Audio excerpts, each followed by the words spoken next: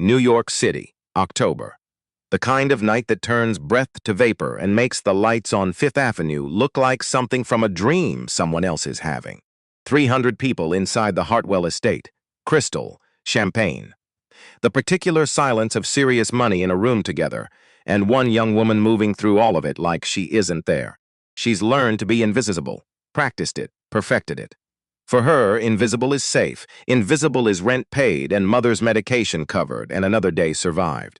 She reaches the edge of a small group near the east wall, lifts the bottle, opens her mouth to say something ordinary. And something else comes out entirely. 11 words, in a language almost no one alive speaks. The old man across from her stops breathing. Not surprised, not confused, destroyed, like someone just said his name in a room he thought he'd escaped from decades ago. He stares at her, she stares back, and in that silence, in the space between one heartbeat and the next, 50 years of buried truth begins to move. Zara Cole had a system. It wasn't complicated, it wasn't brilliant, it was just the thing that kept her alive and functional and mostly sane on days when this world pressed in from every direction at once. The system went like this: head down, eyes forward, do the job, go home. 4 steps. She'd been running them on repeat for 2 years, ever since she figured out that the best servers were the ones nobody ever really noticed. The ones who materialized at your elbow with exactly what you needed and dissolved back into the background before you could register they'd been there at all. Invisible, that was the goal. Invisible paid rent. She had a system. It kept her safe for 24 years. It lasted until the night she opened her mouth and said 11 words she was never supposed to say outside. But that comes later. First, the before. It was a Thursday in October when everything started to come apart. Not dramatically. Not all at once. It started the way most disasters do. Quietly, with something small. Something that felt in the moment like nothing at all. Zara had been on her feet since 6 in the morning. The early shift at Ray's Diner started before the sky turned light. She'd been there, filling coffee cups and taking orders from people who couldn't quite look at her and say, please. Her feet stopped registering pain somewhere around hour 4. By hour 8, they'd gone past pain into a kind of philosophical numbness. She told herself that was fine. Normal, even. Ray's was the kind of place that had been on the same corner for 30 years without ever being fashionable. Cracked vinyl on the booths. A counter with 8 stools, 3 of which wobbled. A laminated menu that hadn't changed since the current decade started. The regulars knew what they wanted before they sat down.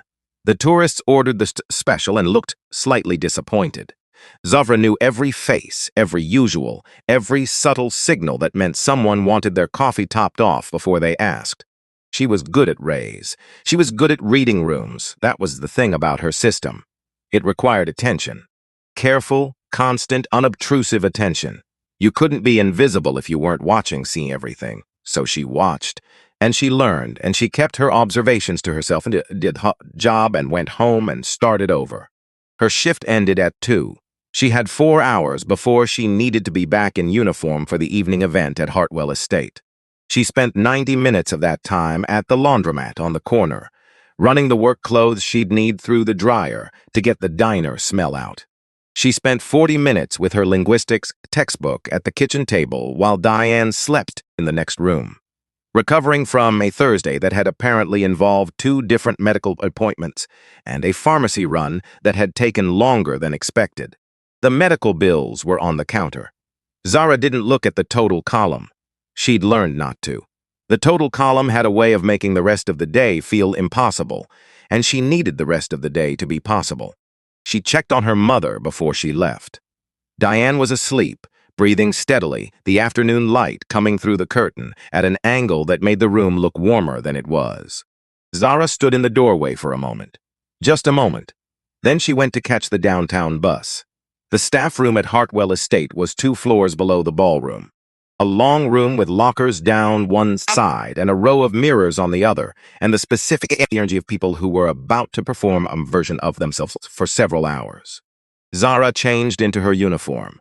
White shirt, black vest, black slacks.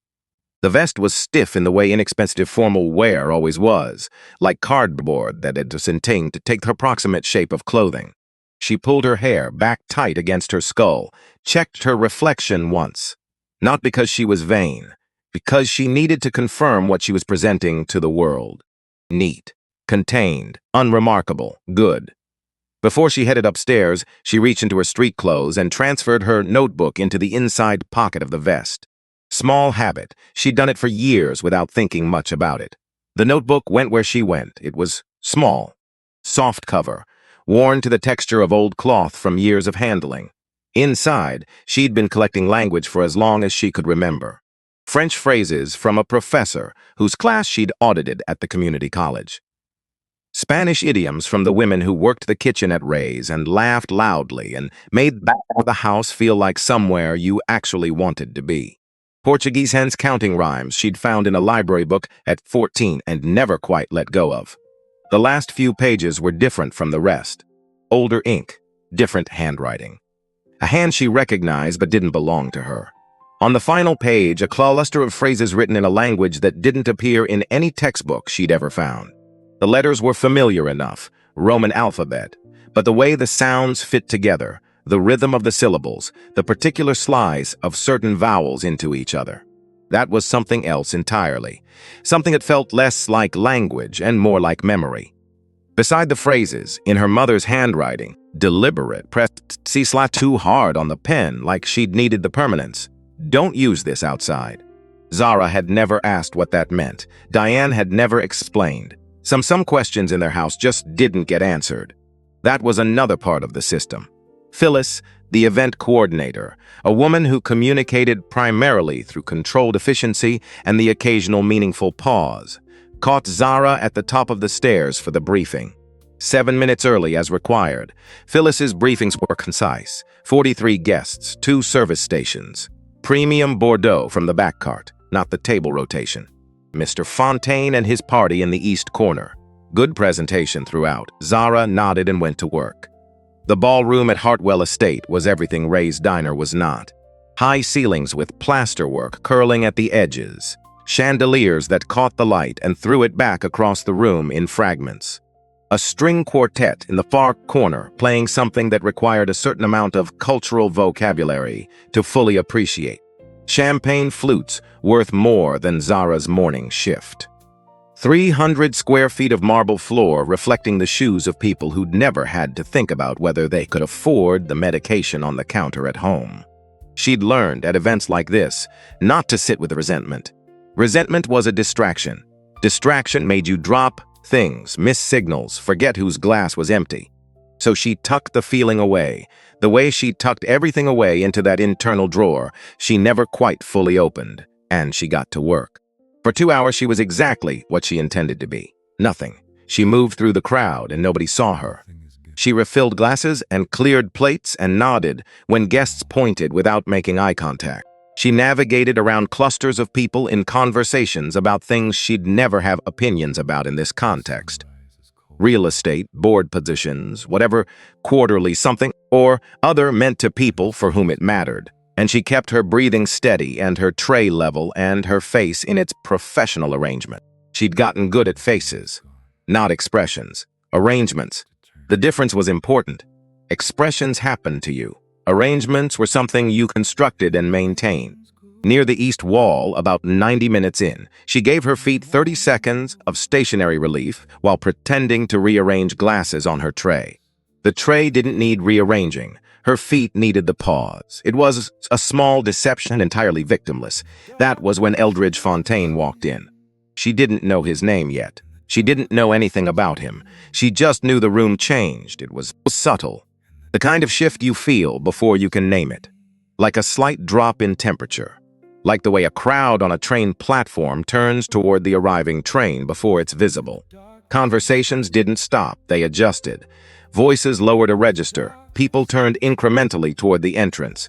A few smiled, the precise smile of people who needed to be seen smiling by someone specific. She followed the pull of everyone's attention and found him. He was tall, silver-haired, but the kind of silver that looked earned rather than inevitable. He wore a dark suit that fit the way expensive things fit when they're made for the specific body wearing them. He moved through the entrance the way water moves around obstacles. Not pushing, not performing, just arriving fully in a way that required everything else to rearrange.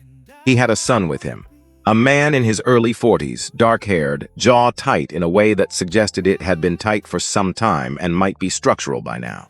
They walked together and didn't speak. Zara noticed that too. The space between them had a quality she recognized. Not hostile, not warm. Just maintained. Like two people who had learned to coexist in close proximity without requiring anything of each other. She watched them for a moment longer than she meant to. Then she looked away. Back to work. 20 minutes later, Phyllis appeared at her elbow. The expression on Phyllis's face was not readable in any particular direction, which Zara had learned meant something was either very good or very procedural. Cole Main Group. Mr. Fontaine and his guests, the good Bordeaux from the back cart. Of course, she collected the wine, oriented herself, crossed the ballroom. The group had organized in the way wealthy people did at these events. Concentric rings of access. Closest to Eldridge. Two men in their mid-50s who carried the ease of long acquaintance. Next ring out. A woman with sharp eyes and a laugh she'd clearly calibrated to carry just far enough. Outer ring. A younger couple who were present because someone had brought them and hadn't yet determined if it was worth the evening. The son, she'd learn his name was Conrad later, stood slightly behind and to the left of his father. Not quite inside the inner ring, not quite outside it. Like someone who'd stood in that exact position long enough that it had become the position, not a choice. Zara started with the outer ring, working inward, efficient, unobtrusive. Nobody looked at her directly. She was doing her job correctly, which meant she was invisible, which was what she wanted. Then she reached Eldridge Fontaine. She stopped at his left elbow, the correct approach for right-handed service. Bottle in her right hand, cloth napkin draped properly, left hand steadying the tray. Everything positioned, everything correct. She opened her mouth to say, "Sir, may I offer you?" And something else came out instead. She couldn't explain it afterward, not to herself, not to anyone who asked. The phrases from the last page of her notebook, Rose's handwriting, her mother's warning beside it. They rose from somewhere underneath language and came out of her in a single breath. A greeting, formal, the kind offered to an elder. 3 syllables, a pause, then 4, with a rising inflection at the end that she'd heard only in old recordings her mother kept in a box. Recordings that got played once every few years late at night and put away again before morning. She heard herself say it. Then she heard the silence it created. Eldridge Chain stopped breathing, not a figure of speech. He actually stopped, his chest stilled. His hand reaching for the bottle froze in the air. His eyes, which had been doing the practiced scan of a man taking inventory of a room, snapped to her face with a focus that was, in the only honest word for it, violent in its intensity.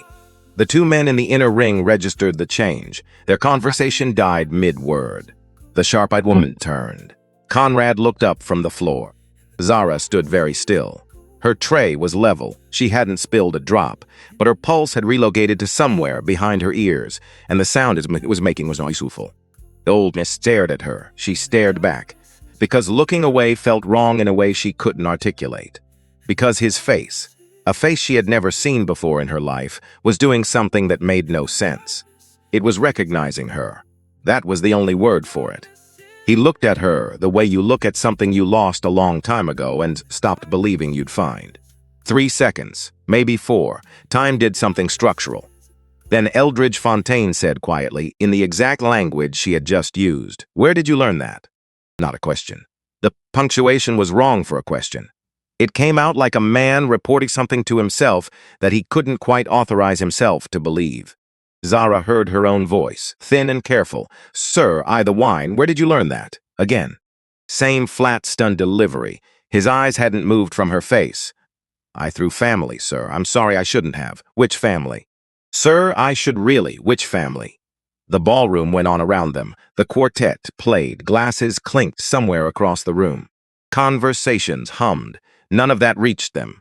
They were inside their own pocket of atmosphere, the old man and the waitress, and the space between them felt pressurized with something neither of them had names for yet. Zara took a breath, even and slow. "May I pour your wine, sir?" Not a question either, she poured.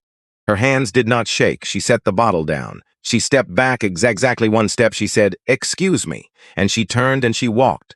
Not ran, walked toward the service corridor. She made it through the door, around the corner, stopped back against the wall, her free hand over her mouth. Standing there for a moment that was hard to quantify, breathing the kind of breath that isn't really about oxygen. What did you just do? She genuinely didn't know. 2 years of keeping that last page private and untouched, and it had just fallen out of her in a ballroom full of strangers in front of a man who had looked at her like that. She pushed off the wall, straightened her vest, checked her tray, went back to work. She avoided the east side of the ballroom for the rest of the evening. It wasn't difficult. Enough staff, enough guests. She redistributed herself to the west and north without anyone flagging it. She refilled and cleared and smiled when she had to and disappeared when she could. But she felt it anyway. That awareness of being watched by someone trying to be subtle about it and not quite succeeding. She didn't look. She wouldn't give him that. The gala ended at 10:30. Guests drained out in the self-congratulatory way of people who'd spent money on good intentions and felt correctly about it. Zara helped with breakdown, collecting glasses, folding linens, returning carts to the kitchen corridor. Her feat had achieved a state she'd describe, if she had to describe it, as Razazine acceptance. She was in the staff room, changing out of her uniform when Phyllis appeared in the doorway. "Cole, someone's at the south corridor asking for you." Zara's chest did a thing. A guest? Conrad Fontaine, the son. Phyllis's expression was neutral in the practiced way. He was polite about it. She thought about not going. She thought about the north exit and the crosstown bus, and pretending the whole evening had been a low-stakes dream. Then she thought about Diane on the couch at home, the stack of bills on the counter. The way her mother looked at the total column, and then looked away before her face could show what it cost her. She went to the south corridor. Conrad Fontaine was leaning against the wall, not the practiced lean of someone performing ease. The real kind. The kind that meant his legs were tired and he'd stopped performing for the moment. He was taller than she'd registered from across the ballroom. 43, she'd learn later. Though he had the look of someone who'd been 43 internally for several years before the birthday caught up. Dark circles, good suit, a jaw clenched in a way that had probably become structural through long habit. He straightened when he saw her. Not a power move, just manners. Mrs. Cole. He'd gotten her name from Phyllis. Mr. Fontaine. A pause. He was organizing something. "I'm not here to cause you difficulty." He said it first, before anything else. "My father will reach out to you. I don't know exactly how he'll find your information, but he will. He's persistent in ways that occasionally cross the line into what polite people call resourceful." Is that a warning? It's context. Context for what? Conrad exhaled. "I've known my father my entire life. I've watched him in boardrooms and in every circumstance you can imagine. For 4 decades. He paused. "I have never seen him look at anyone the way he looked at you tonight."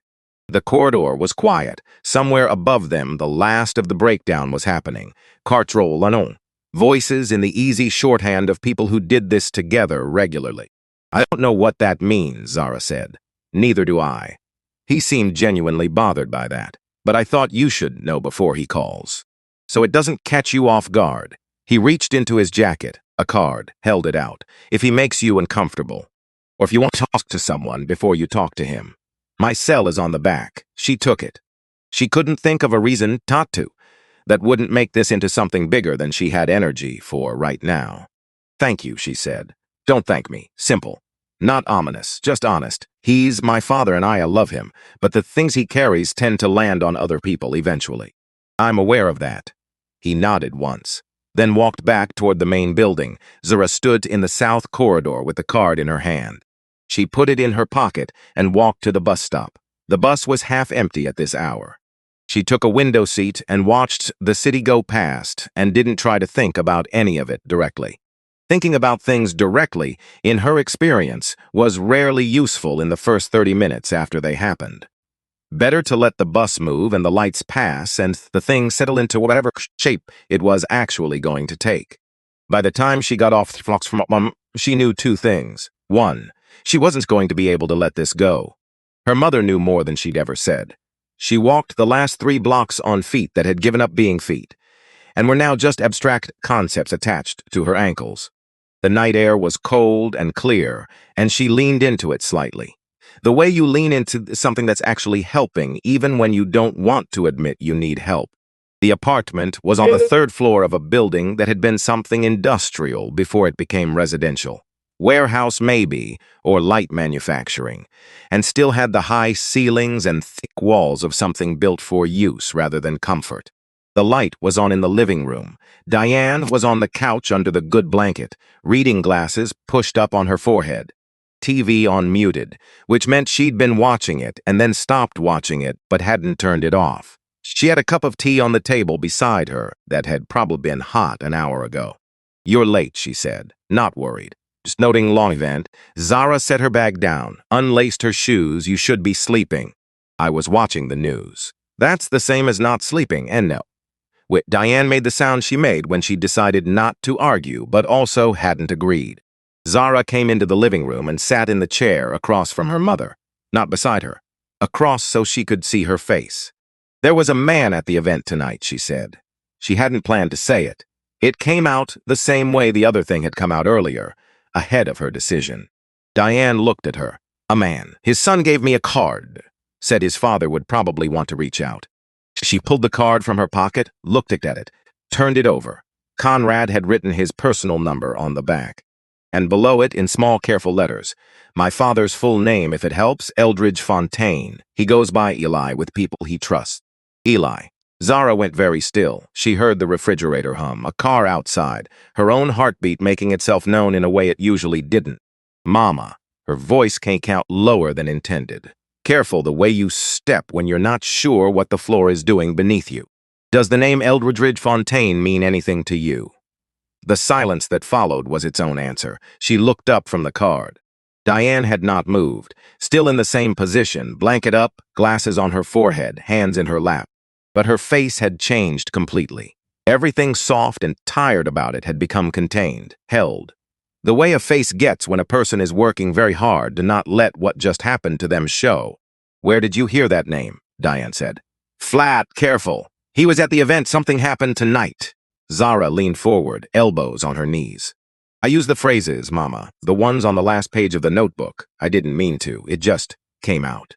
"He heard me," he responded. "In the same you used them. I know I wasn't supposed to. It was Zara."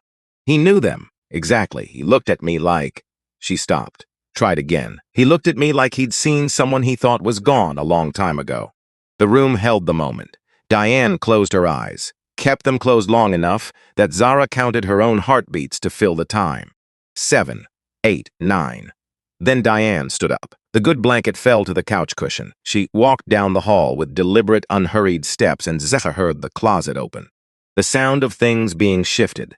The specific quality of someone reaching for something at the back of a high shelf that doesn't get reached for often. Zara waited. Diane came back carrying a wooden box. Small, shorter than a shoebox. The wood was dark with age, smooth on the surfaces that hands had touched and rougher at the joints. A small brass latch, no lock. She set it on the coffee table between them, sat back down on the couch. She didn't open it immediately. She sat with it between them for a moment, looking at it the way you look at a door you've been standing outside for a long time. "I've had that box since your grandmother died," Diane said. "She put it in my hands herself. Last thing she did, practically. She said it was hers to carry, and now it would be mine." A pause. "She told me it wasn't mine to open unless the time came. I always thought I'd know what that meant. I never quite did." Zara looked at the box. "Mama, what's in it?" Diane reached forward and opened the latch. Letters, a stack of them, bound with string that had faded from white to cream. Some envelopes translucent at the folds from age. Beneath the letters, a photograph, black and white. Printed on the heavy cardstock that old photo processing used that made images feel like objects rather than just paper. A young woman, standing in front of a wood frame house with a porch step and summer light coming from the left. She was laughing at something beyond the frame. Her hair was loose. She looked completely, unself-consciously alive. Rosa. Zara recognized her from the photographs on Diane's dresser.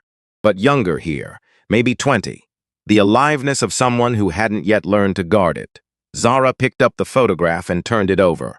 On the back handwriting, Rosa's hand, recognizable as the same hand from the notebook's last page. "Eli, the baby has your eyes. I see it every morning, and I think you should know." The name sat there. Simple and direct. Eldridge Fontaine. Eli. to people, Zara said. Once, just once that we know of, after I was born. Diane's voice was steady but required something to stay that way. He never wrote back. Did she try again? No. Why not? Diane looked at the photograph in Zara's hand, because she decided that a man who didn't respond the first time had given his answer. And Rosa was many things, but she didn't ask twice. Zara set the photograph down gently, looked at her mother. She didn't know he never got the letter. No, Diane met her eyes, and neither did he. Until now, I imagine. Outside, a bus went past on the street below. The apartment settled the way old buildings do at night. A creak, a sigh, the radiating its slow work toward warmth. He's my grandfather, Zara said. Yes, and he doesn't know you exist. He didn't. Diane looked at the photograph on the table. Rosa laughing into summer light. He's starting to now. A long silence. The real kind.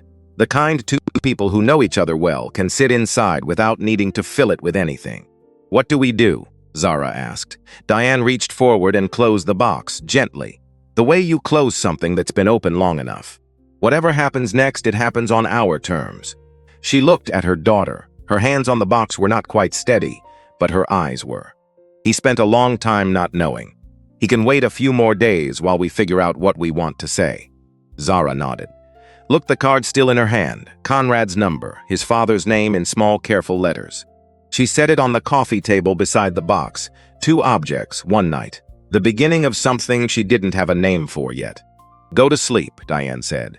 You've been on your feet since before the sun came up. So have you, in your own way. I've been on the couch. That's different. Mama, what? Are you scared? Diane considered this the way she considered things that deserved actual consideration. She picked up the good blanket from the couch and folded it. Not because it needed folding. Because her hands needed something to do. I've been scared of this moment for 52 years, she said. She set the folded blanket on the arm of the couch. You know what I figured out somewhere in all that time? She looked at her daughter. Being scared of something doesn't mean it isn't yours to face. She stood up, pressed her hand briefly against Zara's cheek, warm, certain some sleep. Tomorrow it'll still be true, and we'll still be standing. She walked down the hall to her bedroom. Zara stayed on the coffee table for a while after the light went out in the hallway. The apartment was quiet around her. The box and the card on the table. The photograph inside the box. The handwriting on the back of it. Eli, the baby has your eyes. Rosa had known he should know. She'd said so directly. She'd sent the letter. And somewhere in the years between the sending and the not receiving, 3 women had carried the weight an absence they'd been told to be dignified about. Zara thought about that, about what it cost over decades to be dignified about a thing like that. She picked up the card, put it in her pocket, turned off the living room light, lay in her bed in the dark and thought about an old man in a ballroom, his hand frozen in the air, his face doing something that didn't match the room around him. She thought about the phrases on the last page of the notebook, how they'd come out but before she did to say them. She thought about Rosa at 20 years old, laughing in summer light, writing a letter she believed would be read. Sleep came eventually. The shallow kind, the kind where you're distantly aware you're asleep and something is waiting on the other side of the night. Across the city, Eldridge Fontaine sat in the back of his car on the way to his hotel and did not peek for 37 blocks. Conrad sat beside him and let him have it. He'd learned over 4 decades when to speak and when to wait. Tonight was a waiting night. He could tell from the quality of his father's silence. Not the cold silence, not the working silence. The gone silence, the kind that meant his father was not in the car at all. He was somewhere else entirely. Finally, 10 blocks from the hotel, Eldridge said, "That girl." Conrad waited. She used Rosa's greeting, the elder greeting. Word for word, the inflection exactly right. His voice was low, not dramatic, the way things get said when they're too large for performance. No one knows that. No one teaches it anymore. It barely exists. I hadn't heard it in close to half a century. Dad. She looked at me and she used Rosa's words. He was talking to the window, to the city going past. Either it's a coincidence so improbable it doesn't warrant consideration, or she's Rosa's. Someone taught her. Someone who learned from Rosa directly. Someone close enough to learn the elder greeting, the exact form, the exact tone. He paused. A daughter, or a granddaughter. He stopped. put his hand over his mouth briefly, a gesture Conrad had never seen him make before. "The letter," Eldridge said. Very quietly. The letter she sent. One that said she was fine, she didn't need anything, she didn't want to be found.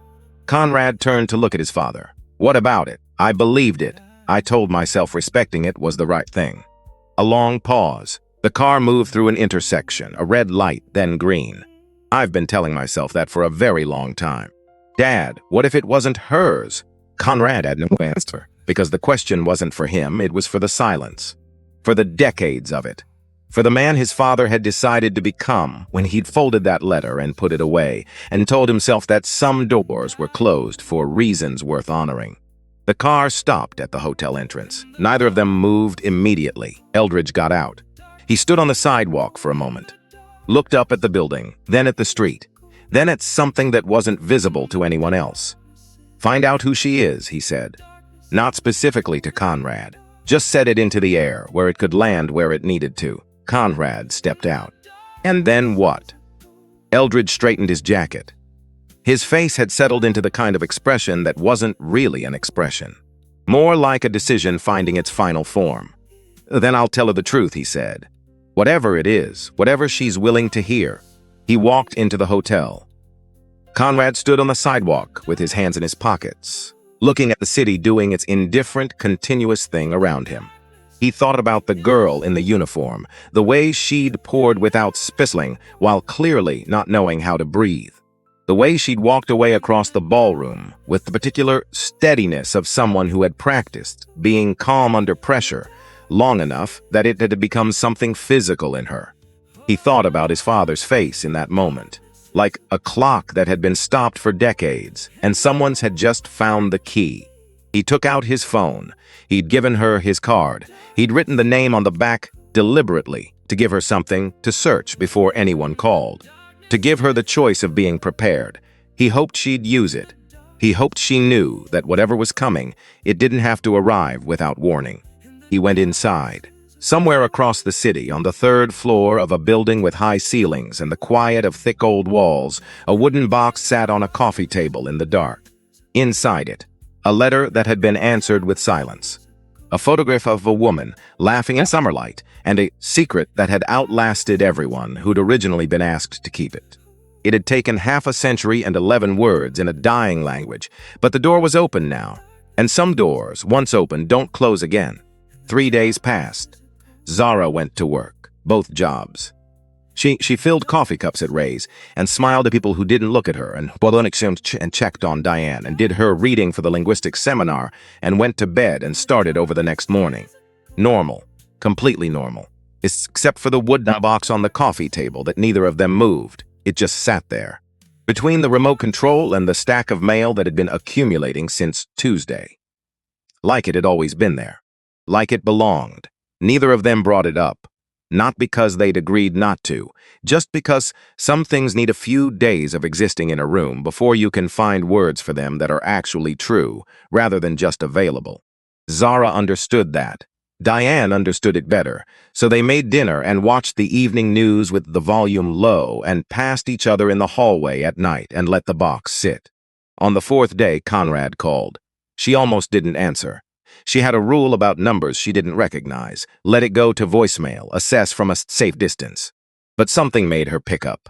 Maybe the thing that had been making small decisions for her lately, the thing that seemed to operate a half-second ahead of her conscious mind, and had been doing so ever since Thursday night. "Miss Cole," his voice careful as before, "Mr. Fontaine," to check in, a pause, not on his behalf. "Just checking. I'm fine." "Okay." He didn't sound entirely convinced. "He wants to meet with you. He asked me to pass that along." His exact language was "no pressure," which, a brief pause. Coming from him, that's actually meaningful. He's not someone who typically offers that. Zara looked at the wooden box across the room. "I believe you. Do you want to meet him?" Did she? That was the question. Did she want to sit across from a 72-year-old man and have a conversation that could not be unhad? Did she want to open that particular door and deal with whatever came through it? Did she want to know? Yes. Obviously, yes. She'd wanted to know the shape of the absence her whole life. The reason for the box on the high shelf, the meaning of the phrases on the last page, the story behind the photograph of a woman laughing in light that was 50 years gone. She'd wanted to know since she was old enough to understand that wanting was allowed, but wanting and ready weren't the same thing, and ready wasn't something you could force. "I need to talk to my mother first," she said. "Of course. And I need you to understand, whatever happens, this has nothing to do with the Fontaine name or the company or any of that. I want to be clear about that up front. I know, simple, no hedging. I told him the same thing. He said he'd be grateful for 5 minutes of honest conversation and nothing else." She thought about that, about what it meant for a man of his position to reduce his ask to 5 minutes of honesty. "I'll call you," she said. She hung up, looked at the box. Then at the window where the street outside was doing its usual midday business. Delivery truck parked. Two pigeons arguing over the same 3 inches of sidewalk. A woman walking a dog that had no interest in walking. Ordinary city, ordinary Thursday. Everything else completely uncharted. She called Diane at work. 30 seconds. She said, "There's a meeting being requested." Diane said, "I heard you'd say that eventually." Zara said, "I haven't agreed yet." Diane said, "I'll be home by 6. 6 came. They sat at the kitchen table. The box was still in the other room. Present the way weighted things are present, even when you can't see them directly. "He wants to meet," Zara said. "I know." Diane had her hands around a mug of tea she wasn't drinking. "What do you want to do?" "I want to hear what he says." Zara looked at her hands. Then up. "Mama, there's a letter in that box from Rosa that he says he never received or received a different version of. I don't know which is true yet, but I need to find out, and I can't find out by sitting here." Diane was quiet, the particular quiet that meant she was thinking rather than avoiding. "And if he's lying," she said finally, "then we'll know he's lying and we'll leave. And that's its own answer, and if he's not," Zara met her mother's eyes, "then we'll know something else, something that changes the shape of everything we thought happened." Diane set down her mug, looked at her own hands for a moment. "Your grandmother was the strongest person I ever knew. She built a life from almost nothing, and she never looked back. But there were nights," she paused, "specific nights when I was growing up when she'd go quiet in a way that was different from her usual quiet. Not sad, quieter than sad, like she was listening for something that wasn't coming, a beat. I always thought that was grief. Now I think maybe it was also waiting." Zara said nothing. "Go meet him," Diane said, "but go as yourself. Not as his granddaughter, not as an answer to his question, as Zara Cole, who has her own questions and deserves her own answers." She picked up her mug again. "And call me the second is over." The coffee shop was Zara's choice.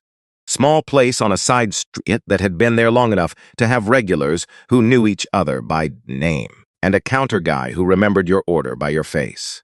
Not fashionable, not impressive. Just decent coffee and enough ambient noise to make a difficult conversation feel slightly less exposed. She arrived 12 minutes early, chose a corner table with her back to the wall, the thing her mother had always done in restaurants, absorbed by Zara's exusa over years without either of them ever discussing why. She ordered tea she didn't particularly want and held the cup with both hands and waited. Eldridge Fontaine arrived at the exact time they'd agreed on. He looked different from the ballroom, without the architecture of that vent around him, the chandeliers, the crowd's deference, the way money announces itself in certain rooms. He was just a tall old man in a good coat, moving with the careful deliberateness of someone whose joints had developed opinions about cold weather. His silver hair was slightly undone by the wind. His hands, when he unbuttoned his coat and settled into the chair across from her, were the hands of someone who had worked with them earlier in life. You could see it in the knuckles. Some things don't entirely leave the body, no matter how many decades of offices follow them. He saw her, stopped for a moment at the table, then sat cold. "Mr. Fontaine," a server came. He ordered black coffee. They waited for the server to leave. Then they sat with the silence for a moment. Both of them, like two people at the edge of something steep, taking stock before committing to the step. He spoke first. "I don't know how to begin this," he said. "I've been thinking about it for 4 days, and I still don't know. So I'm going to start with what I know to be true and go from there." He looked at her directly. Not performing attention, just paying it. "My name was Eli before it was Eldridge. I grew up in a part of Louisiana that doesn't exist the way it used to. And when I was 22 years old, I left a woman there who I should not have left. Zara said nothing. Let him go. Her name was Rosa. She was. He stopped. Started differently. She was the kind of person who made you think harder about everything. About who you were trying to be. About whether you were being honest with yourself or just comfortable. A pause. I was young and ambitious, and I told myself I could leave and come back later. I thought I had time. I thought, he set his coffee down. I thought a lot of things that turned out to be wrong. You left for New York, Zara said. Yes, and she sent you a letter. One letter, about 6 months after I'd been gone. His hands were still on the table, deliberate stillness. The letter said she was fine, that she'd moved on.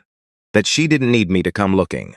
That she had her life and I had mine, and that was the right arrangement. He paused. I believed it because I needed to, because the alternative that she wanted me there and I wasn't coming was something I couldn't hold and also build the life I was trying to build. So I chose to believe the letter. He looked at his hands. I've known for a long time that was a choice I made. Not a conclusion I reached. Zara reached into her bag. She'd brought 3 letters from the box, just the relevant ones. She'd read them 4 times each by this point, enough to know what they contained and what they meant and what questions they still left open. She placed one on the table and slid it forward. He looked at it, at the handwriting on the envelope. Something moved across his face that she couldn't name precisely. Recognition, maybe, mixed with something older and less organized. That's Rosa's handwriting, yes. He didn't touch it immediately. Where did this come from? My mother. Who kept it from her mother? Zara kept her voice level, steady. Open it. He picked it up. His hands were careful with it in the way you're careful with something you're afraid might not survive contact. He unfolded it slowly. Read it. She watched his voice. She'd gotten good at watching faces without looking like she was doing it. Years of service work, years of reading rooms before she entered them. She saw the moment the words landed on him. Not all at once. In stages, the way a structure absorbs impact, a small give here, then there. Then the thing that had been holding its shape beside his saying it didn't have to anymore. He set the letter down. His jaw was working at something it couldn't quite process into expression. This isn't the letter I received, he said. I know. She didn't write. He touched the paper with one finger, just the edge of it. She asked me to find the child. She said he looked up. She said the baby had my eyes. There's a photograph. Zara placed it on the table. Rosa at 20, laughing in summer light. She put it face down so he could read the back first. He turned it over. Read the handwriting. Set it flat on the table. Did not pick it up again. He was very still for a moment that stretched longer than moments usually did. Who is your mother? He said, already knowing, asking anyway because some things need to be said aloud to become real. Her name is Diane. She's 52 years old. She grew up believing her father never responded.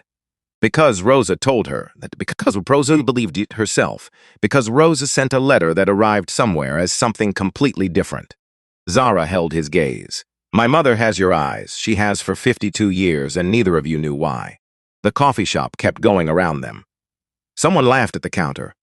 A child at a nearby table asked a question about something she couldn't hear. The ordinary machinery of an ordinary morning. Eldridge Fontaine put both hands flat on the table and breathed in out. Once. Deliberate. Someone changed that letter, he said.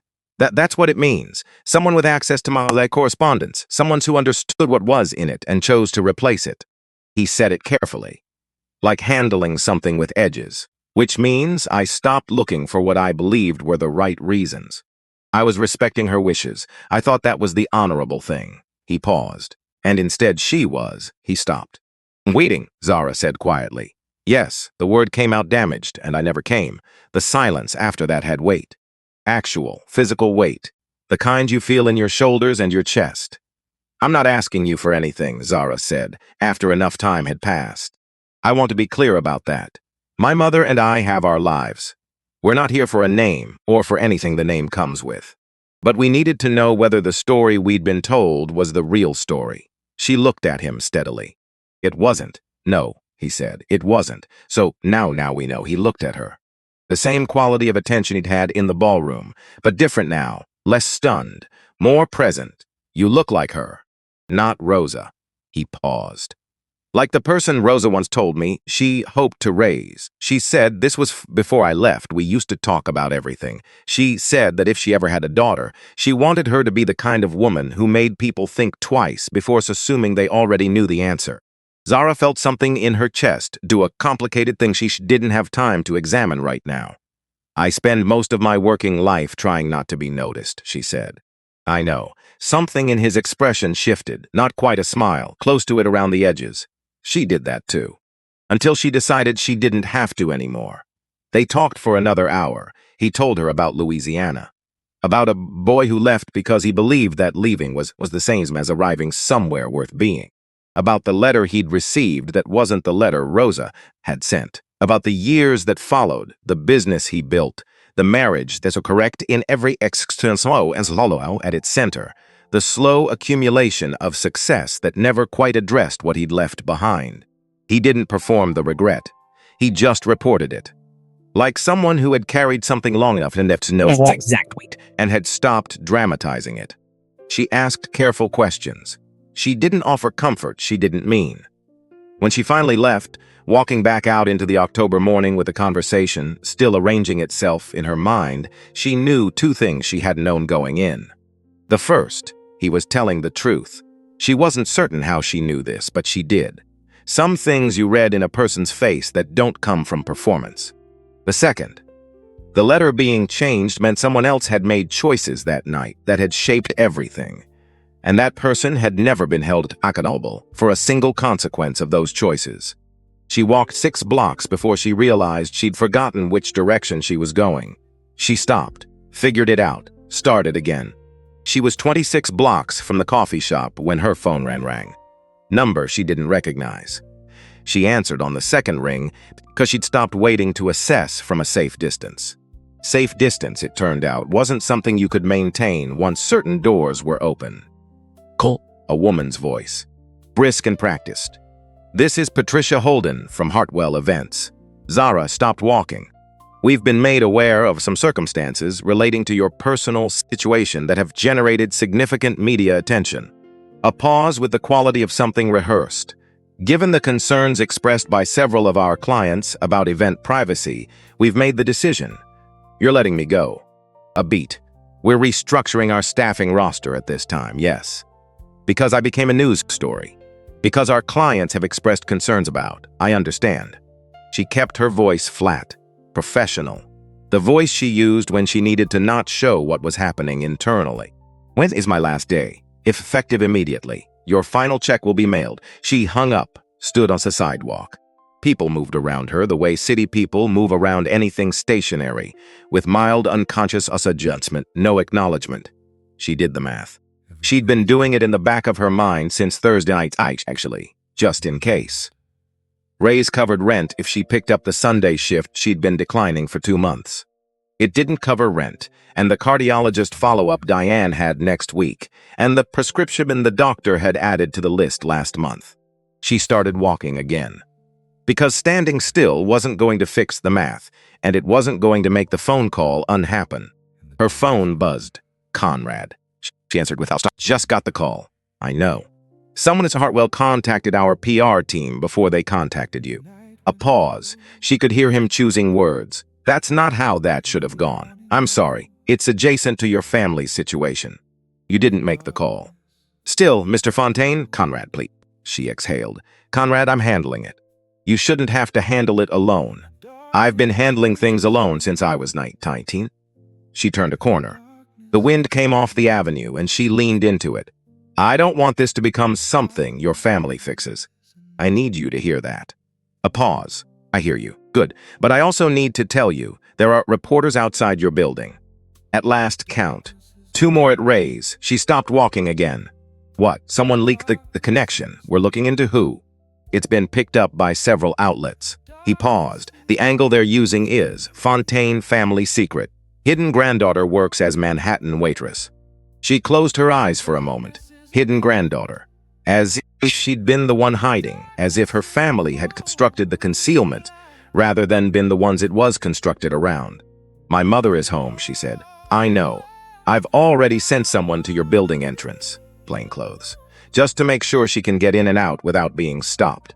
You did that without asking me. I made a judgment call, no apology in his voice, just directness. You can be frustrated with me after your mother is safe. She wasn't frustrated. She couldn't afford frustrated right now. She was doing the things she did when circumstances moved faster than she'd planned, narrowing her focus to one step. Just the next step, nothing beyond it.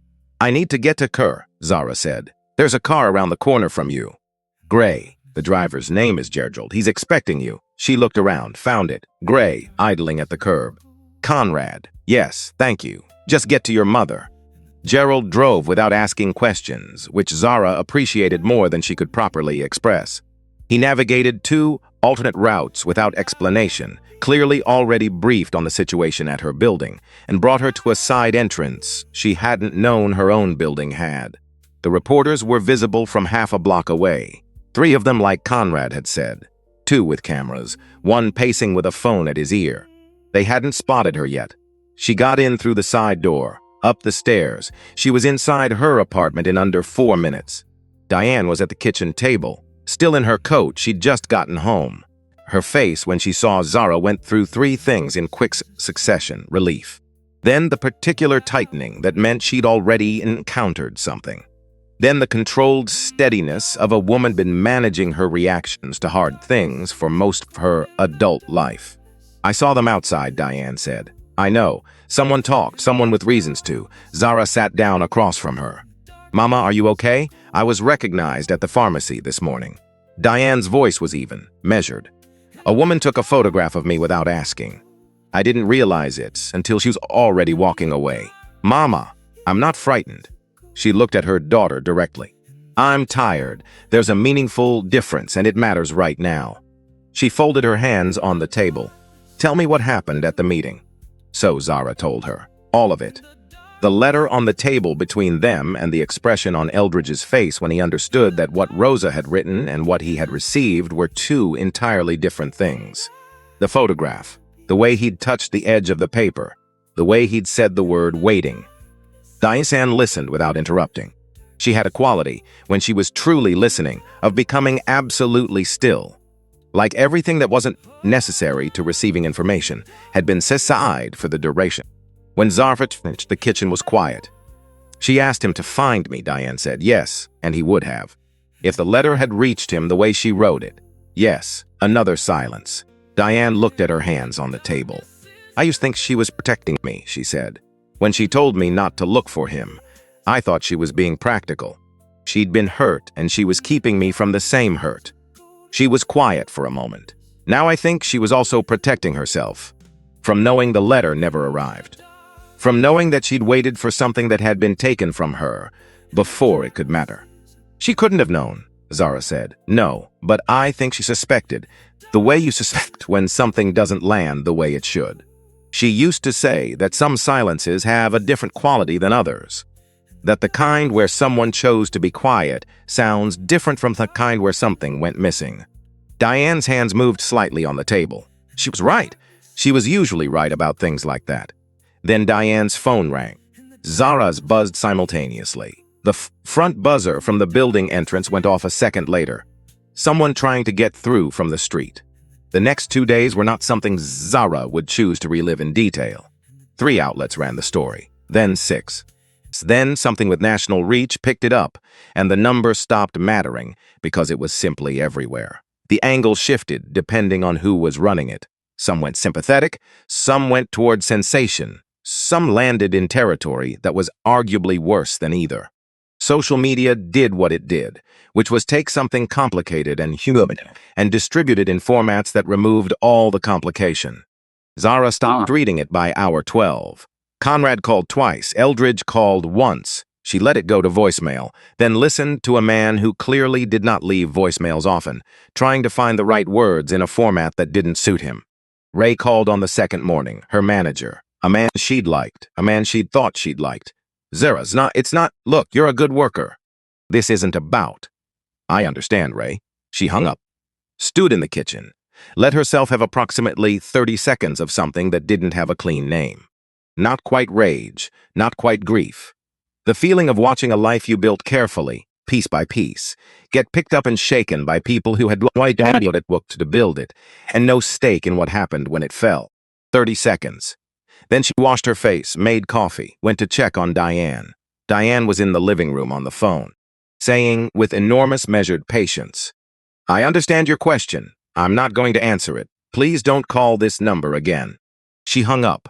Journalist. "How'd they get the number?" "I don't know. Someone rang the buzzer 4 times this morning." She set the phone face down on the cushion. "I didn't answer."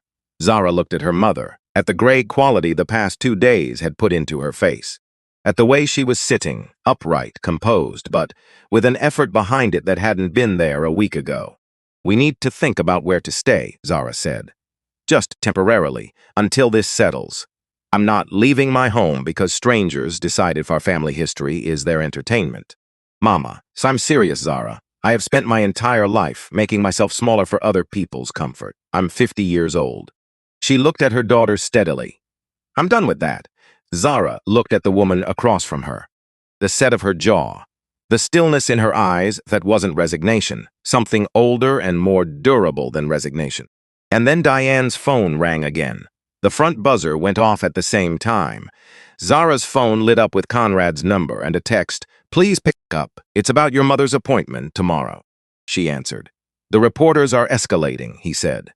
"Someone tried to contact your mother's doctor's office this afternoon." A pause. "I know you've been clear about not wanting help. I understand why.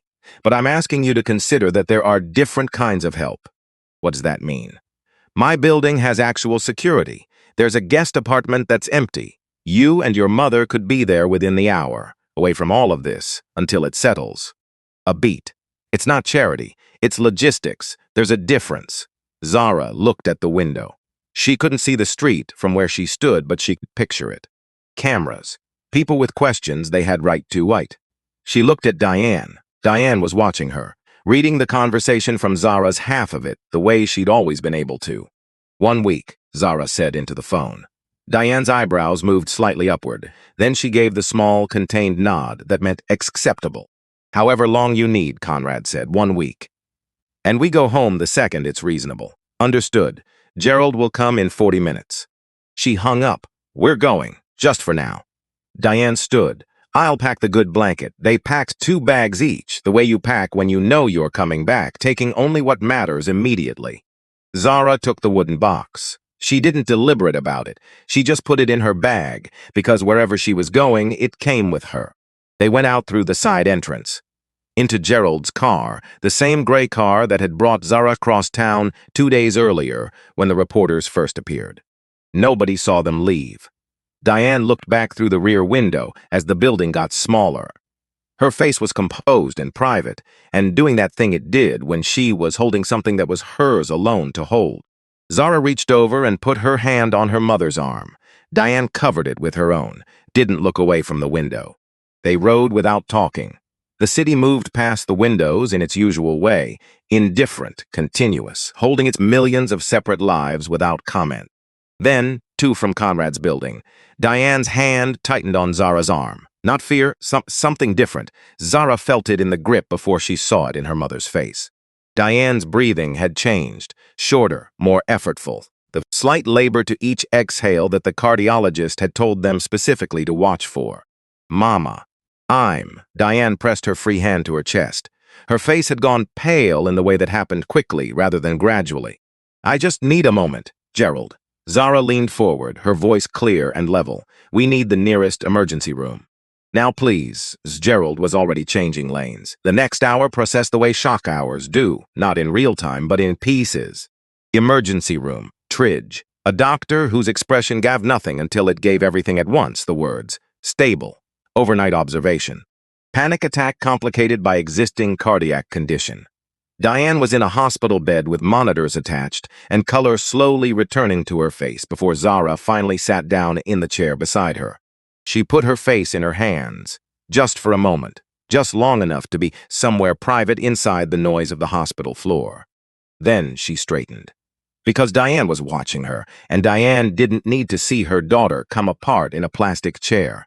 "I'm fine," Diane said. Her voice was tired but clear. The clarity was what mattered.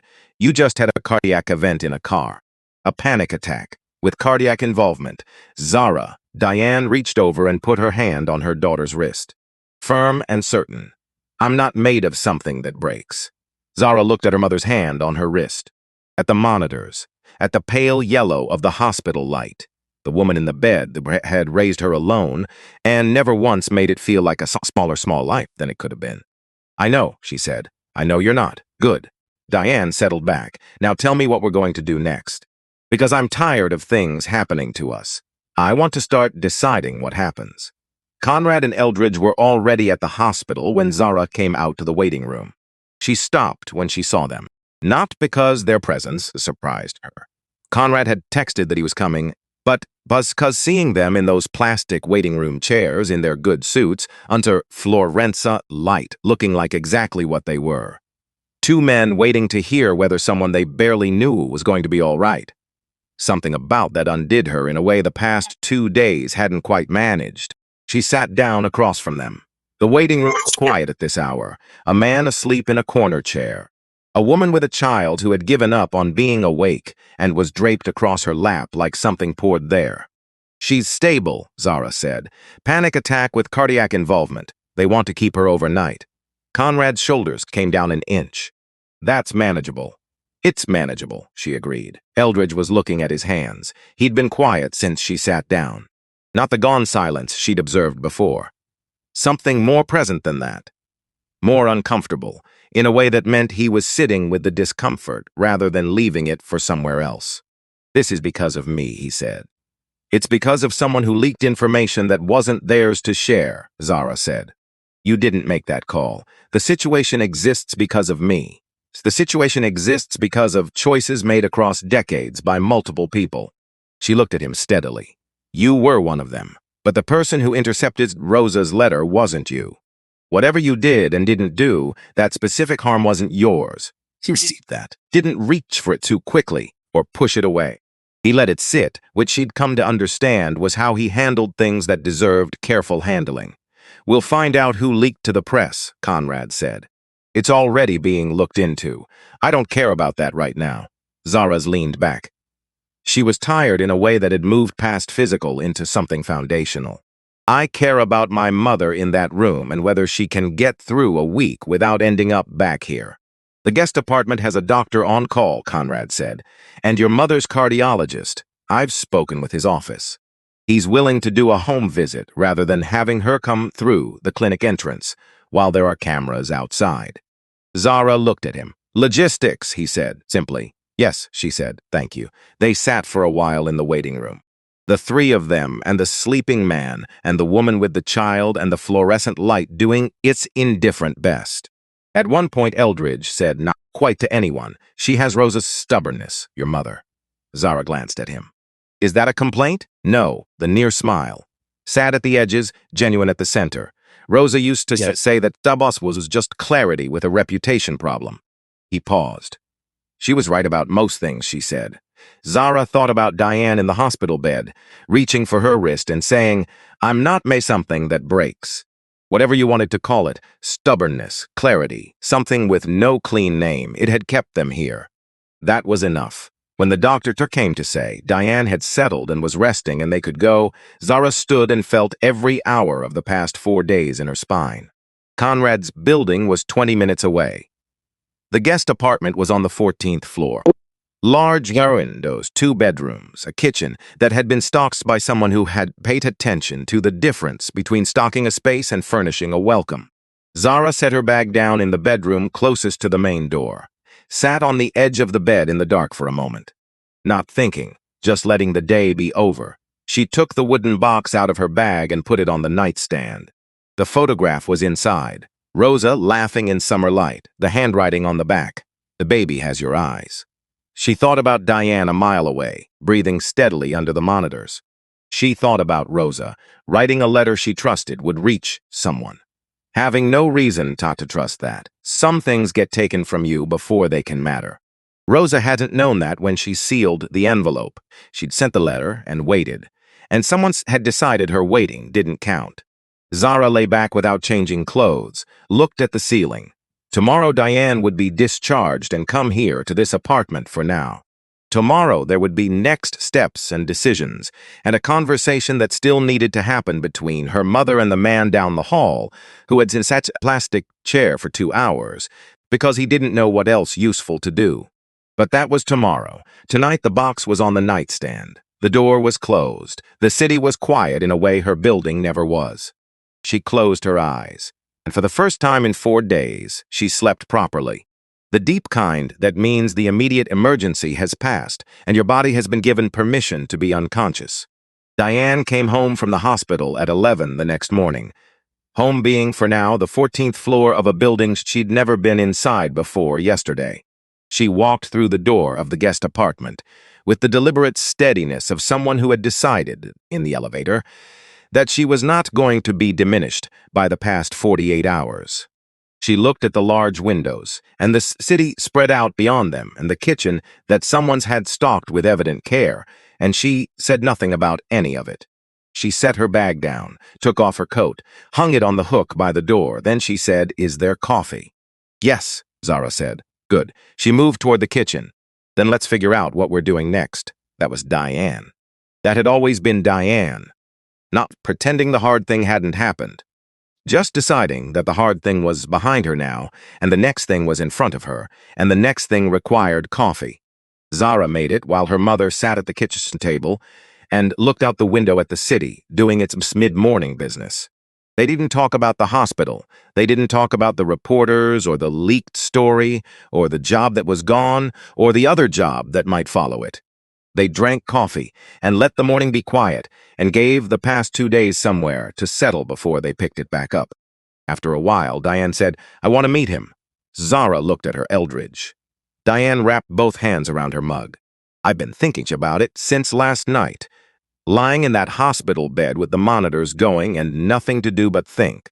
She paused. "I've been angry at the idea of him for 52 years. I've been angry at a shape." A silence. A name on the back of a photograph. She looked at her daughter.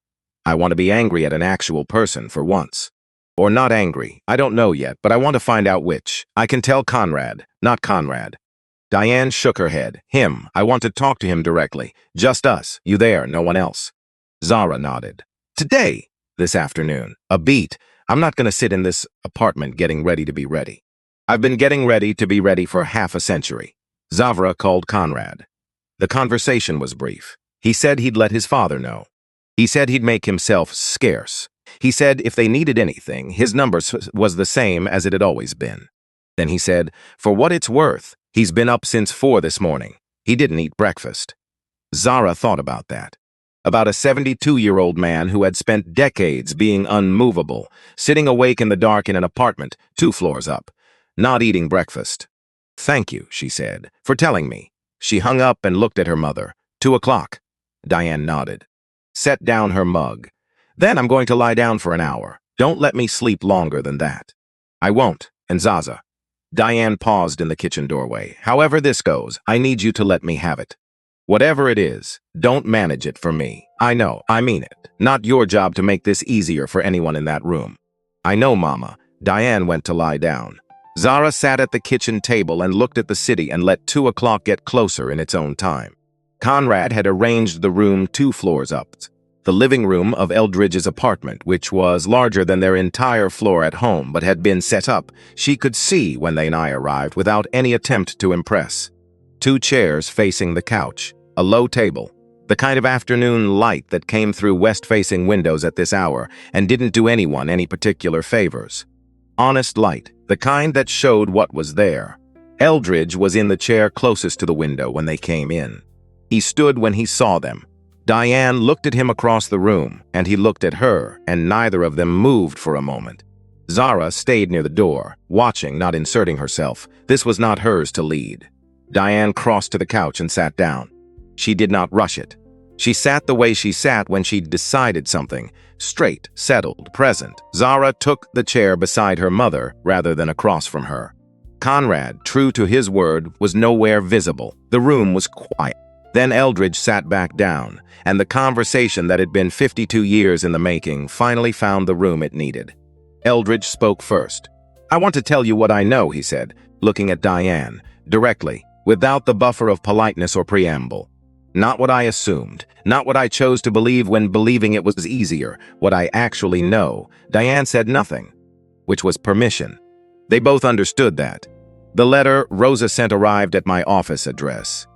Not my home. I'd given her the office because I was moving around in those first months, and the office was the stable point. He paused, measured. My secretary at the time was a woman who had been placed there by my uncle. He had reasons, family reasons, financial reasons, the kind of reasons that men with certain amounts of pride dress up as principal.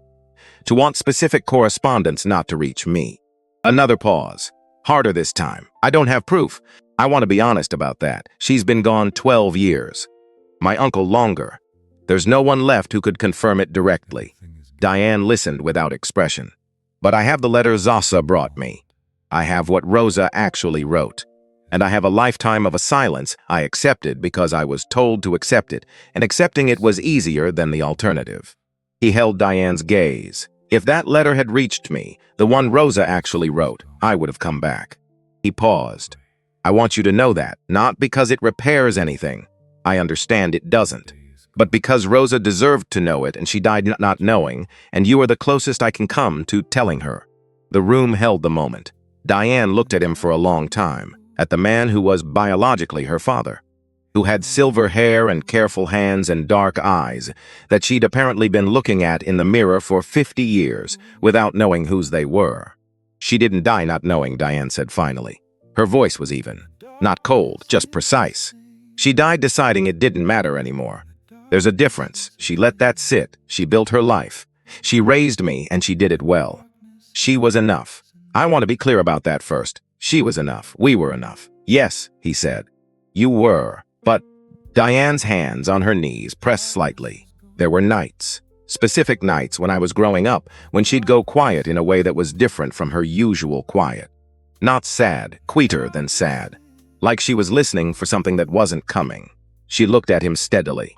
I know now what she was listening for, and I'm angry, not at you. Exactly, not only at you. I'm angry that she had to list for it at all. That someone took that from her, that she spent years carrying the weight of a silence that was manufactured, that she never got to know it wasn't really a silence, that it was an interception. Eldridge received this without flinching, without explaining around it or softening the edges of it. That's mine to carry, he said. You're right, I'm not asking you to carry it. Diane's voice was precise. I'm telling you it existed. Because she couldn't tell you herself and someone should. She paused. Now someone has. He nodded. A movement that meant more than agreement. Received. I'll hold this and I won't put it down. The light through the window shifted slightly. A cloud somewhere above the city moving through. Diane looked at him for another moment. Then she said the thing she hadn't told anyone. Not Zara. Not anyone. She said it the way you say things carried for decades. Quietly, without ceremonies. If the only way out is to not make too much of the getting out. I found you once, she said. Looked for you. Found you. She kept her eyes on the space between them rather than directly at his face. I was 28. Your name wasn't difficult to find by then. You were in the papers occasionally. The company was building. I hired someone. It took about 3 weeks. Zara turned to look at her mother. She had not known this. She had not known any of this. Eldridge sat forward slightly, not urgently. The movement of someone receiving something enormous and trying not to disturb its arrival. I came to New York, Diane said. Stood on the street outside your building, the main entrance. I was there for, she considered. 20 minutes, maybe 25. Nobody filled the silence, and then I left. She looked at him now, directly. Not because I was afraid of what you'd say, not because I'd decided I didn't want to know. I called my mother before I went in and she said, Diane stopped. Just for a moment. Just enough to collect what came next. She said, come home. Not because of him. Come home for you. You don't need to walk into that building to know who you are. The room was absolutely still. Zara felt it in her chest. Her mother at 28, standing on a Manhattan sidewalk 20 feet from an answer, choosing to go home instead. Not because she was defeated. Because Rosa, who was already sick by then and already running out of time, had needed her daughter home more than she'd needed the answer herself. And Diane had gone. Eldridge sat with both hands open on his knees, not over his face, not performing grief, just open. like someone who had stopped trying to hold the shape of the thing and was letting it be as large as it actually was. When he spoke, voice had shed the last layer of whatever professional register he'd arrived with. "She was right," he said. "Your mother was right. You knew who you were. You've known all along." He looked at Diane with something that lived in the space between wonder and grief, in the complicated territory between the two where most true feelings live. "I'm the one who didn't know who he was until it was almost too late for it to matter." Diane looked at him for a long moment. "It's not too late," she said. "That's why we're here. Not a gift, not forgiveness on a schedule. A door cracked open by someone who had every reason to keep it shut and had decided for her own reasons that she was done letting the past make her smaller." Eldridge understood the difference. Zara could see that he understood it exactly. "Thank you," he said. "Don't thank me yet." But there was something in Diane's voice, barely detectable. The very earliest beginning of something that might, given time and patience and no one rushing it, become warmth. "We have a great deal of conversation still ahead of us." "Yes," he said, "we do." They talked for another hour. Eldridge told Diane about Rosa as a young woman, not the Rosa Diane knew, the mother and the sin survivor, but the girl before all of it. The one who taught herself things no one had offered to teach her. The one who argued with everything and made you think harder whether you wanted to or not. The one who looked at the horizon like it was a problem she intended to personally solve. Diane listened. She asked 2 questions. What did she laugh at? And was she ever scared? Eldridge answered both honestly. Somewhere in the answering, something in the room shifted.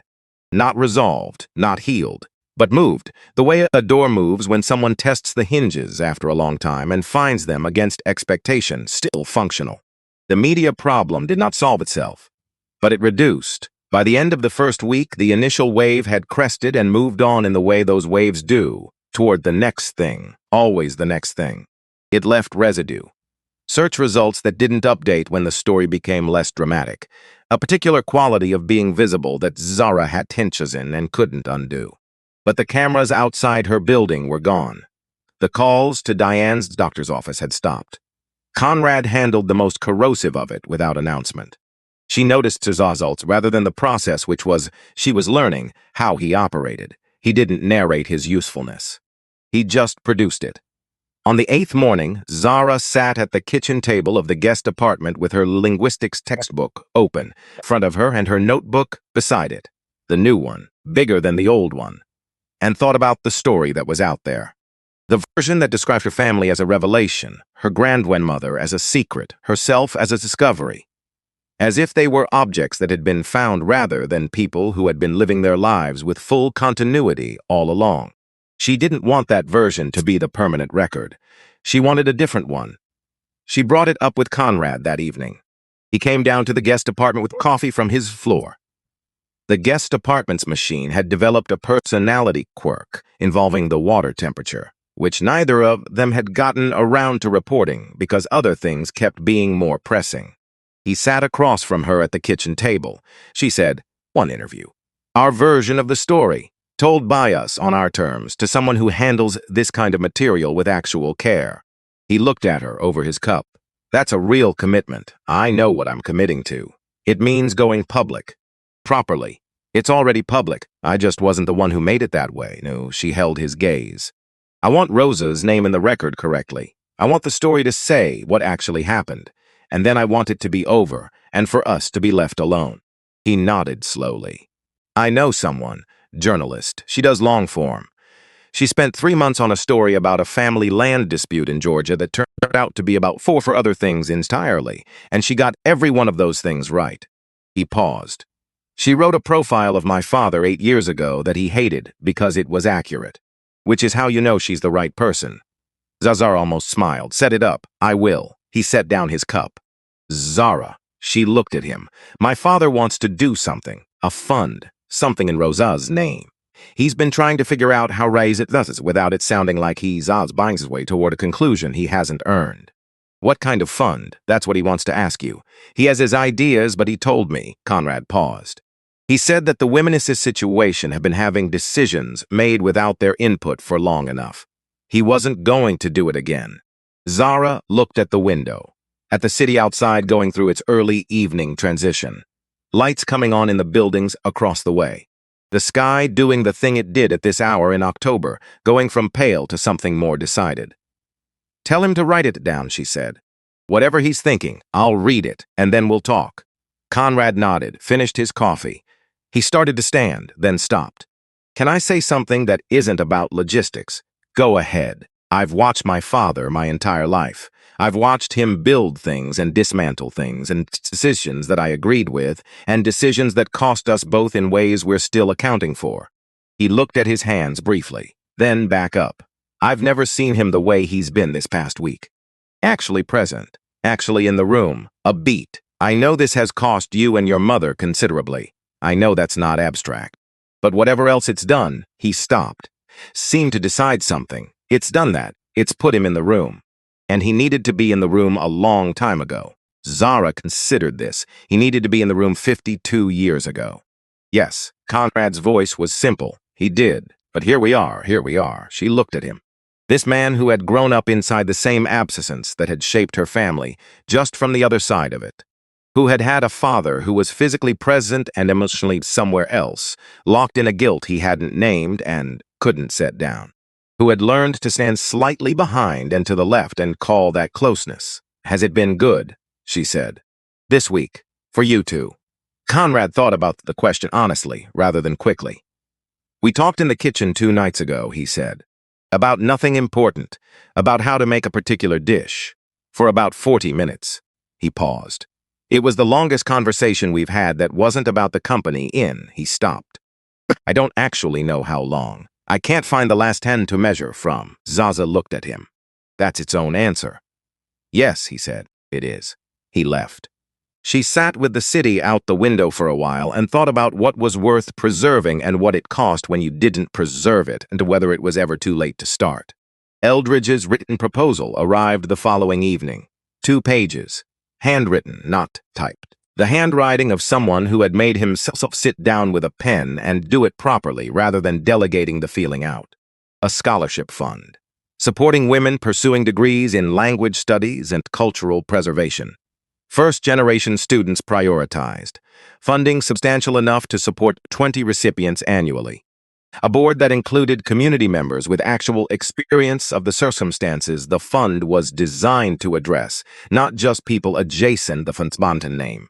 An administrative role, once she finished her degree, if she wanted it. At the bottom, that's in slightly smaller letters. Not part of the formal proposal, written after the proposal was done. She could tell by the slightly different angle of the pen. "I know this doesn't repair anything, and I'm not trying to make it seem like it does. I'm trying to build something Rosa would have recognized as honest. If you think it is, tell me what it needs. If you don't, tell me that instead. Either answer is more useful to me than silence." She read it twice. Set it down, looked at it. Then she picked up her phone and typed, "The fund is a good idea. But I want to be on the founding board, not just the administrative role, later. And the selection criteria need to be written by people who've actually lived what the fund is trying to address. Not designed from the outside looking in." The response came in 3 minutes. "Yes, both. Tell who you want on the board. We'll build it that way." She put the phone down, picked up her notebook, the new one, opened it to a blank page. Started writing. Not linguistics notes, not language exercises, just thinking on paper, about Rosa. About what Rosa had carried and what Rosa had built and what Rosa had left behind in a small notebook on the last page, past all the other languages, in handwriting that was meant to be found by someone ready to use it. Harriet Oakes came on a Saturday. Silver locks, glasses on a chain, recorder on the table before she'd even sat down. She looked at the 4 of them and said, "Start wherever feels true." Zara started with Rosa. Not the gala, not the letter, Rosa. The hands. The voice that went quiet when it was saying something that mattered. The notebook passed forward without explanation. The phrases on the last page and the warning beside them. Then Diane spoke about growing up with a father-shaped space that Rosa had papered over with enough love and momentum that it took decades to name. About Rosa's specific silence on certain nights. About standing on a Manhattan sidewalk at 28 years old, calling her mother, going home. Then Eldridge. He didn't perform the regret. He reported it. He said he'd accept too easily the story that made leaving comfortable. He said, Rosa asked to be found. That belongs in your record. Harriet looked at Zara. What do you want people to take from this? That language is how you carry who you are when other methods aren't available. Rosa could have let it die. She kept it instead, wrote it down, passed forward, because she believed identity was worth preserving even when no one was watching. A pause. The fund isn't trying to fix what happened. It's saying that's what she believed was right, and we're going to act like it. The article ran 18 days later. The language she left behind, about Rosa, about preservation, about what gets carried forward across generations and how. The response came in letters. Women with boxes on high shelves. Women who spoke one language at home and at other everywhere else. Women who had stood outside buildings and chosen to walk away for reasons more complicated than they looked. Zara read everyone. Printed the ones Rosa would have recognized. Put them in the new notebook. They moved back on a Thursday. Front door this time. The broken step, the mailboxes, the elevator on the first try. Diane sat on the couch, pulled the good blanket over her lap, picked up the remote. Zara sat across from her and worked on what she wanted to say at the event. After a while, Diane muted the TV. Read me some, Zara read. Diane listened. The part about the notebook, say more. She wasn't keeping it by accident. She was building something for someone she couldn't see yet. That's the whole point. Zara wrote it down. You should give this talk. I don't do audiences. That's what you're for. The event was a December Thursday. Community room, folding chairs, 63 people. Eldridge arrived late, took an aisle seat in the third row, kept his coat on. Conrad beside him.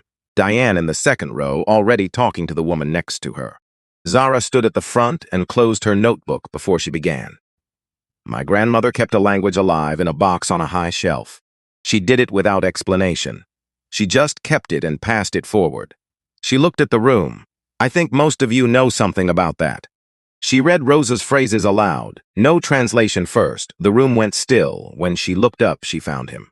Fifth row, far aisle. Late 70s, a jacket worn soft through decades of use. Hands flat on his knees, eyes wet. He met her gaze. I know that language. 4 words, set down like something carried a very long way. I know you do, Zara said. I'd like to talk with you after. She looked back at the room. What this says is, I see you. I know who came before you. Pass it to someone else. She closed the notebook. That's what she wanted. She looked at Diane. Diane gave her the small, specific nod. You did it right. His name was Roland Thibodeau. 78, Louisiana born. They stood at the side of the room and spoke in a language that sounded, to everyone around them, like something from another time. Which it was, and wasn't. Before he left, Eldridge found her. She would have said it took long enough, then sat down and gotten to work. That's accurate. I'm listening now, he said. Better late. Diane appeared at Zara's elbow a moment later. I told Beverly she should come next month. She has a box like ours. What did you tell her? That the box doesn't open itself. They walked home. 31 blocks. Cold. Diane at the pace she used when she was thinking. Zara beside her with Roland's number in her phone and the evening sitting warm in her chest. Home. The door. The box on the coffee table, not on a high shelf anymore. Just there, among ordinary things. Zara opened the new notebook to the first page. I am here. She looked at it for a moment, then turned the page and kept writing.